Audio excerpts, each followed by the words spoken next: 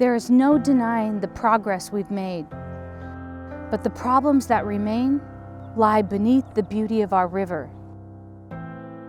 To have come so far, now is not the time to turn away from the problem of PCBs in our river. PCBs is an acronym for polychlorinated biphenyls. PCBs were this magical chemical that was very stable, used primarily in electrical equipment, heavy-duty transformers, capacitors. They're man-made, none occur in nature. And the beauty of it was that it could take very high electrical voltage and you wouldn't get sparking between various parts of the transformer. The physical properties of these chemicals that were valuable are that they're non-flammable, they're very stable. It wouldn't break down in the transformer, so it was, for what it was designed to do, it was almost the perfect chemical. They were manufactured in the United States on an industrial scale from 1930 until they were banned in 1977. Yeah, the production of PCBs has been banned for, decades. The same things that made them useful as industrial chemicals make them very, very difficult to recover once they've been released to the environment. The problem with it is that they are very stable and they just don't ever go away. They have really bad effects on humans. And it's been shown to be, cause cancer in people, particularly liver cancer, but that's not all. They're also thought to be endocrine disruptors, which means they act like hormones in the body. And you really don't want a new hormone in your body, no matter who you are. And then also it crosses the placenta, so a mother that's exposed to PCBs will end up exposing the fetus. So that's how they affect human health. And then they also, in wildlife, they cause all kinds of sicknesses, difficulty in breeding or difficulty in maturation of wildlife species. It's bad. They're bad. It takes so little to cause harm, because they're quite toxic and they concentrate in the food chain. But by and large, if you find PCBs in the environment, it's because they've been released, either intentionally or by spill or some other way. They got away from the owner of the material. And so man made them, man discharged them into the environment, and now we got to do something about them. We don't want them coming out of our municipal wastewater plants. We don't want them coming out of factories because they get into our fish. They're bad for fish, and they're really bad for people who eat fish. So as an angler coming to the Spokane River, I can be fooled by this, what appears to be a clean and clear river, when in fact there are toxins that accumulate and end up into our wild red-band trout.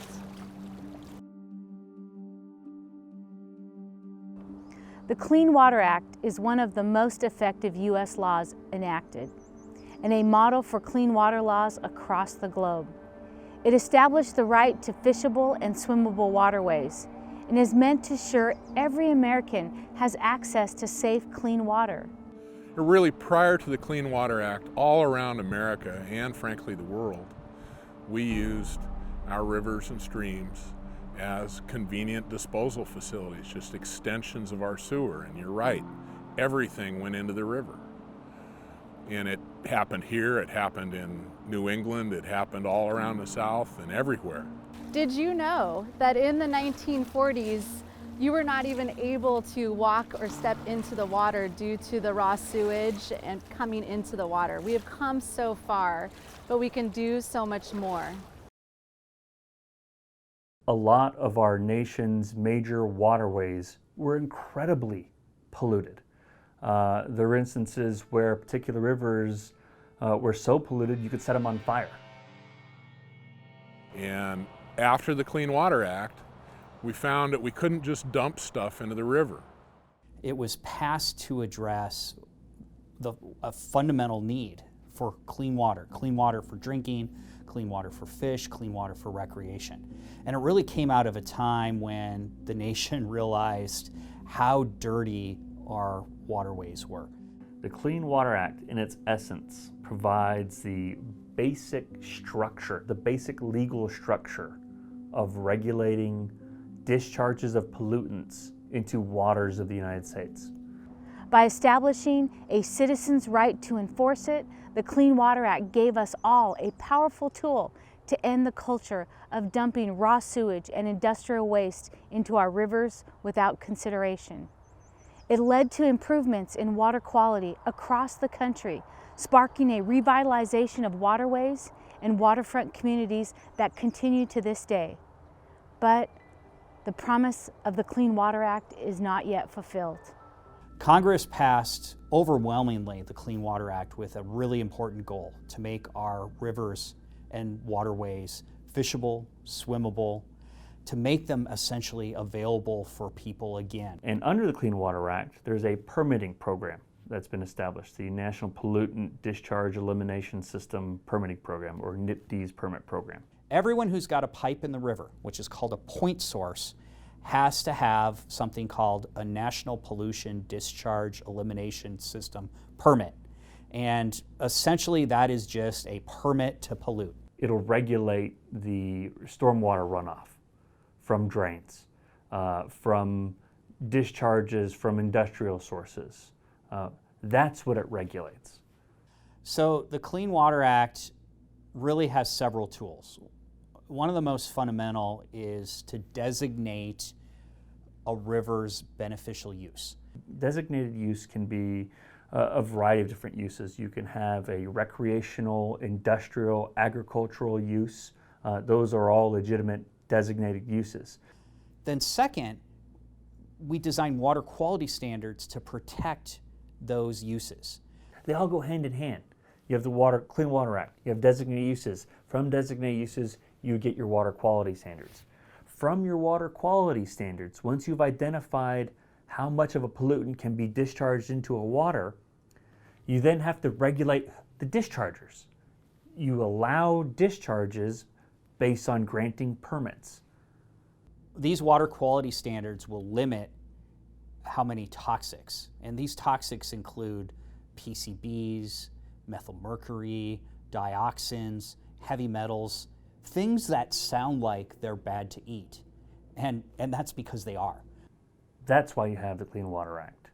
And today, that's the primary means of keeping our nation's waters clean or improving the water quality of our nation's waters. The polluters on the Spokane River are moving forward with a request for a variance. And a variance is essentially a get-out-of-jail-free card. It's a way to put a timeout on water quality standards, sometimes for years and years, sometimes for decades. And that really goes against the goal of the Clean Water Act.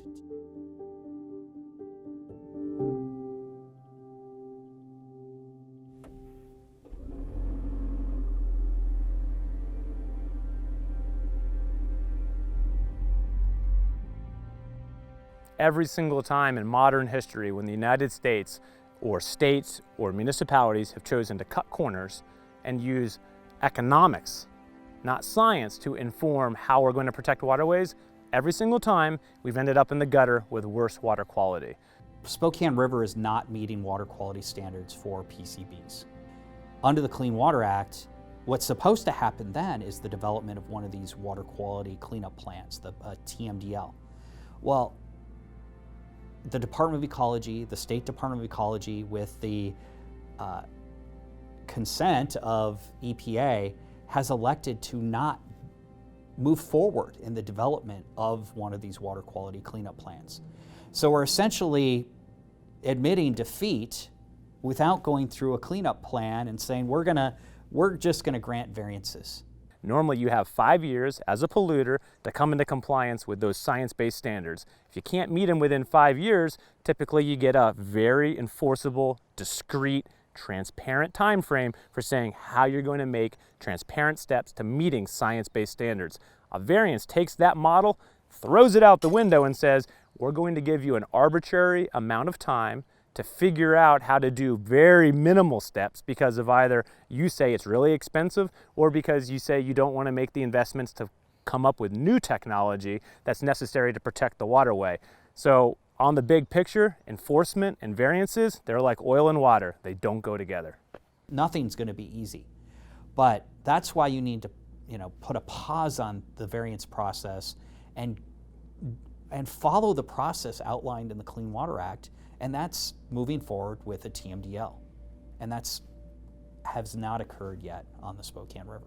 And it should be noted, there's a federal court order that requires a TMDL to occur. And despite that, it has not occurred. We have the capacity to work on these problems, and we have a capacity to make real progress. The only thing that's lacking is the willingness to get it done. We need to come together and say, let's do this together, and let's incentivize, let's think outside the box, let's come up with the tech that we need to solve those problems for the future. This process should pause. We should go back, we should develop the water quality cleanup plan, and what that would do is it would look at what is every single source of PCBs into this river, everything from our factories, our wastewater plants, former PCB sites where it might be coming across into the river and stormwater. It would essentially identify every single source of PCBs in the Spokane River and figure out how much do we need to reduce each one of those sources to meet water quality standards. Are we going to take responsibility and do what we can now and also commit ourselves to doing the right thing in the future? Or are we just going to say it's too tough, let's move on? I would say we need to do the former. Let's dig in, let's do everything we can now, and let's commit ourselves to a transparent path for doing more in the future and use technology and innovation to our benefit. Any kind of variance would only serve to slow down the momentum of getting our rivers safe to eat our fish again. We need to protect our waters for future generations. In our tribal communities, we plan for 7 generations, 150 years. Let us all work together to protect our rivers, so once again the Swinquamena will swim in our rivers and we can all eat our fish. Lemlem, Slichlacht, and Twet. Thank you, friends of the river, and we'll see you out on the water.